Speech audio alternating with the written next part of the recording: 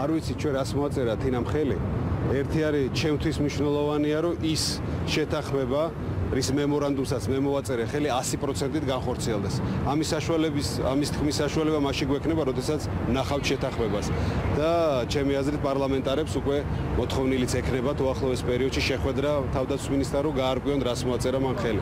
მე ვიქნები ბედნიერი ადამიანი, თავიდანვე ვთქვი, რომ ის დაწყებული საქმე 100%-ით განხორციელდეს და ეს იქნება თინა თუ ნებისმიერი სხვა, ვინც ამას ბოლომდე მიიყვანს, მე მადლობას გადავხდი, მაგრამ ჯერ გასარკვევია არის თუ არა ის შეთანხმება, რომლის მემორანდუმიც მე გავაფორმე. ჩვენ არ ვიცით რა მოცულობის არის ეს ხელშეკრულება, თუ ეს ხელშეკრულება დაიდო სწორედ იმ მასშტაბის ხელშეკრულება, რომელიც მოამზადა ბატონმა ირაკლი ალასანიამ და რომელზეც პოლიტიკური შეთანხმება მიაღწია ირაკლი ალასანიამ, ამას ჩვენ მხოლოდ მივესალმებით. მაგრამ საინტერესოა, როგორი ტიპის ხელშეკრულება დაიდო და ამას გავარკვევთ და თუ არის ყველა ის ელემენტი ამ ხელშეკრულებაში გათვალისწინებული, რომელიც ასე აუცილებელია საქართველოს თავდაცვის უნარიანობის ასამაღლებლად.